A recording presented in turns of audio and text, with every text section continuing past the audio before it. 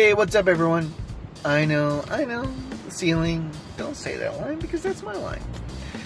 Hey, this is Hunter. I'm one of the high school guys, small group leaders, and I just wanted to take a couple of minutes to tell you about that picture you just saw of me. So, when I was a kid, I could play for hours and hours fighting imaginary wars with my toy guns. Didn't matter if it was 100 degrees outside or 20 degrees outside, I'd be out having the time of my life. And I was trying to figure out how to correlate that into discipleship. And I felt God tell me the story of Jehoshaphat. And that's a great story. Jehoshaphat was king of Judah 80 to 85 years after King Solomon's reign ended. And halfway through, he was faced with a mighty problem.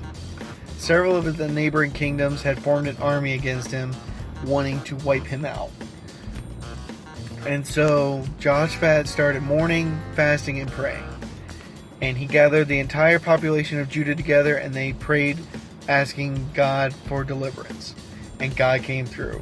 He replied to Jehoshaphat through one of the prophets, saying, "Don't be afraid. The battle is mine. It is not yours. All you have to do is just stand and watch, see what salvation I'm going to bring to you." So Jehoshaphat obeyed. He gathered his armies together, and they went out to meet the enemy, singing and worshiping God as they went. And the moment they started singing, the enemies they went out to face started fighting each other, till none of them remained. They wiped themselves out. Jehoshaphat and his men kept on marching until they reached the enemy encampment, and they saw the enemy completely annihilated by themselves. So they decided to take the spoils back. And the spoils were like the weapons, the armor, the silver and gold. And it took them 3 whole days to retrieve that back to Jerusalem. So the main basis of this story is God's going to be there for you. When things look bleak and things look darkest, God is there for you. Jehoshaphat basically had no chance without God's help against the enemies that were coming against him. But he did the right thing. He got on his knees, he stopped feasting, and he prayed to God asking for deliverance.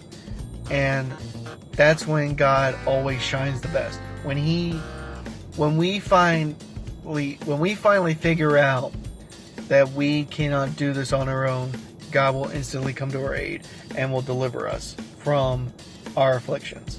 It may not seem like it at first, but trust me, God will be there for us.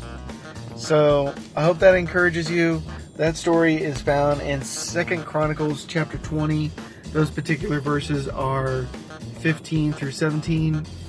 And I encourage you to go and read the entire book of 2 Chronicles, because you're going to hear so many great stories. But especially 2 Chronicles chapter 20. And just take courage in the fact that God is your champion and He will never let you down. Take care. I'll see you all real soon.